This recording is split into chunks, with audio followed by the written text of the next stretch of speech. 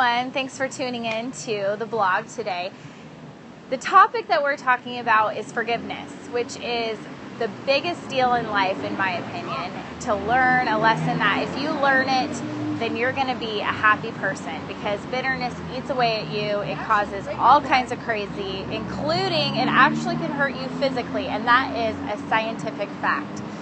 So here's my best friend in the whole world, Angie, to talk a little bit about her story and how she's overcome some crazy life situations and forgiven along the road. Hey everyone, like I said, today we're talking about forgiveness, and this is my best friend, Angie, and we have been friends through all the crazy stories. Anything you want to know basically about me, she's your girl, like all the good, bad, and the ugly. So we've been friends for what, 15, 16 years? Yeah, pretty much our whole adult life and our childhood and all that. Anyways, all that to say, she has the most incredible story, and really she's the ideal poster child for forgiveness, which is one of the hardest things that we deal with. And you come from not the most peachy keen background. You'd look at you and think, oh, it's all roses, but can you just share a little bit about maybe your upbringing? Yeah. My mom got pregnant with me when she was 16 years old, and my dad was 19 years old, so they were very young in high school. Teen parents. And they never got married, but she had me, and so I'm so thankful for that, because she'd actually had an abortion before that when she was 15. And so getting pregnant again when you're 16, I would just can't imagine, but she kept me, so I'm so grateful for that. And then I lived with her for a couple of years, and it was pretty crazy. There was a lot of just party scenes, and lots of drugs and alcohol, and lots of just, you know, things that I was exposed to as a young child that no one should be exposed to, as far as, like, you know, sexual things and rated R movies and so those images I think that young children remember, and so those images have been, you know, I remember those. Unfortunately, you wish that you would remember all the good memories, but as a young child, a lot of those things that happen, you remember the not so good things. But anyways, I ended up being adopted by my grandparents at the age of 2, and so then I was raised by them, and at that time it was my grandma's third marriage, but it was much better than, it was a better situation, but there was still lots of drama and that sorts of things. So all those things that you, like you said, the images that you saw, all the things that you dealt with at such a young age, did you ever get to a place where you felt angry or you didn't know how to deal with all of that?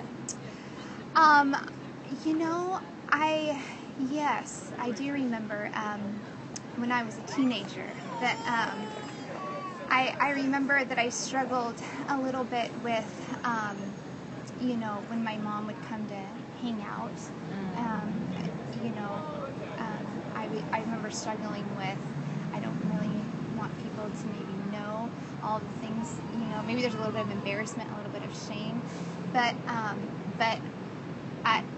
through the journey of healing, I got beyond that point, and really came to a place of, I have compassion for her, and I want the absolute best for her, and I began to, I guess, separate myself in that I began to love her. And, I mean, how do you do that? Because unfortunately, your story is very common. A lot of people come from different life situations, broken homes, etc., and become very bitter. And I mean, a lot of people maybe are watching and feeling justified. And really, if we heard their story, okay, you have a right to be angry. You have a right to feel the way you do.